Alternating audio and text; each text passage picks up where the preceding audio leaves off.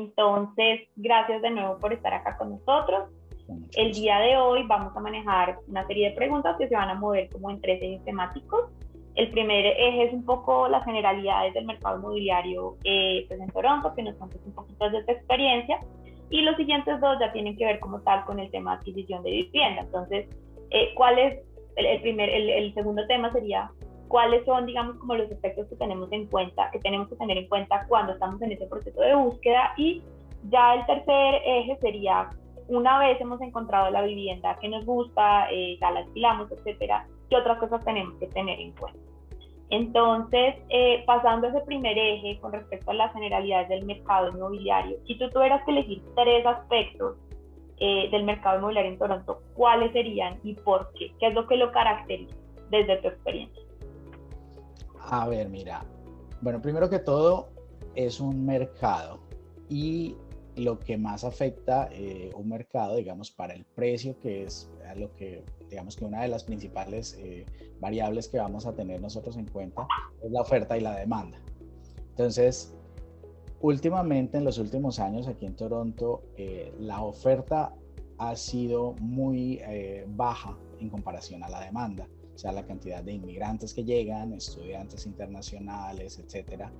Ha habido muchísima demanda y como en cualquier mercado, pues eso lo que hace es que sube los precios, ¿sí? Claro. Entonces, ese es el primer tema como porque yo sé, uno lo primero que hace recién llega es empezar a convertir y esto cuánto me valdría y esto equivale a no sé cuánto y definitivamente es caro, o sea, por donde lo veas, creo que sí Toronto es una ciudad cara para los que venimos de Colombia, pero pues bueno, tiene otra serie de, no sé, de variables que hacen, de beneficios que hacen un contrapeso ahí, que al final lo hace a personas como a mí, por ejemplo, estar feliz acá y seguir viviendo y haberme establecido y demás. Entonces, lo primero es eso, que es un mercado. Cuando vamos a buscar vivienda, hay 3 variables que son súper importantes a tener en cuenta y con base en esas 3 nos vamos a mover, que son precio, ubicación y tipo de propiedad.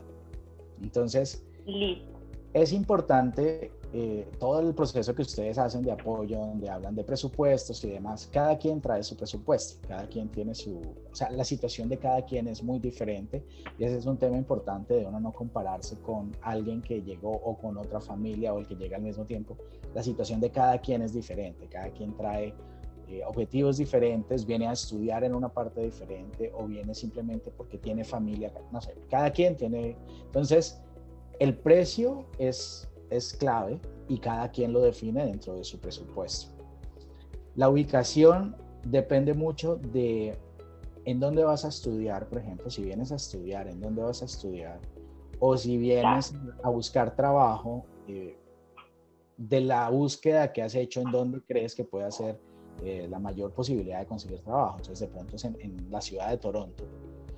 O de pronto dices, bueno, hay una industria que es más en alguno de los suburbios que hay alrededor de Toronto, entonces empiezas a buscar, porque eso te va a cambiar el precio. No es lo mismo vivir en Toronto que vivir en una ciudad de las afueras como Mississauga, como Ajax, como Markham. Entonces, esa es la segunda. Y la tercera es el tipo de casa. Entonces, aquí hay diferentes tipos de casas. Digamos que hay apartamentos y hay casas y hay diferentes tipos. Dentro de las casas hay una clasificación también. Entonces, de eso va a depender. Si yo quiero vivir en una casa grande de 3 cuartos, etcétera, etcétera, pues tiene un precio. Y si quiero vivir en Toronto, eso tiene un precio. Pero si eso no está dentro de mi presupuesto, pero quiero seguir en Toronto, pues me tengo que bajar en las aspiraciones de casa que tengo. Entonces ya va a ser solo 2 cuartos o va a ser, no sé. Y si veo que en Toronto ya me bajé en eso y no ubico, pues entonces tengo que buscar algo en una ubicación diferente dentro del mismo Toronto. Entonces, esas 3 variables puede sonar muy sencillo, pero realmente es la clave para movernos en al menos una de esas 3 y encontrar lo que estamos buscando.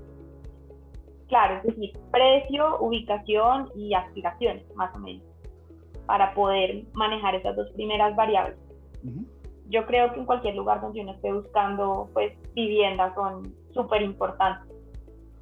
Me causa un poquito de curiosidad, yo creo que a los espectadores también, respecto a los tipos de vivienda, ¿qué encuentra uno? Porque acá en Colombia yo creo que son básicamente dos, ¿no? O el apartamento o la casa. Entonces, son esos mismos dos, hay variantes. De pronto cuando tú llegas a algo que te haya sorprendido o que hayas notado una diferencia de inmediato con respecto al tipo de vivienda que se encuentra en Colombia, en Bogotá, que es de donde tú vienes. Mira, sí es un poquito diferente, digamos que los apartamentos es lo mismo, aunque aquí, digamos, hay apartamentos, aquí los apartamentos se llaman condo, como de condominio, entonces la gente le dice condo a los apartamentos normales que tenemos nosotros en Bogotá. Hay otros que los llaman apartments, que son como los apartamentos de unos edificios viejos que eran de las constructoras de hace años. Esos son como edificios de renta, donde todos los apartamentos de ahí son para renta. Esos apartamentos normalmente no tienen lavandería dentro del apartamento, sino que es en un piso del edificio, es una lavandería compartida para todos. Yo viví en uno de esos recién llegado. O sea, son procesos, ¿me entiendes? Son etapas. Cada quien mira cómo se organiza y qué le funciona durante algún tiempo. Entonces, hay dos tipos como de esos apartamentos, los de los edificios más viejitos, que son los rental buildings, y ya los condos, como de edificios normales, donde hay gente que renta, pero hay mucha gente que son dueños y que viven ahí mismo. Claro. Para las casas, hay básicamente tres tipos de casas. Entonces, una es la casa que es completamente separada, no tienes vecino ni acá ni acá, o sea, vecino quiero decir, no tienes a nadie pegado a la casa, entonces tienes un espacio. Sí, como en Colombia, que sí están... Todas están pegadas, la mayoría, ¿sí? Exacto. Aquí hay unas que están completamente despegadas. Y esas son las más costosas en general, ¿sí? Porque están despegadas. Hay otra que haz de cuenta que tienes una casa de estas y tienes un muro en la mitad y de ahí tienes dos casas. Entonces, tienes...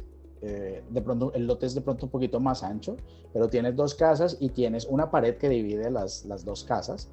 Entonces cada una tiene un vecino, pero al otro lado no tiene a nadie pegado. Exacto. ¿Okay?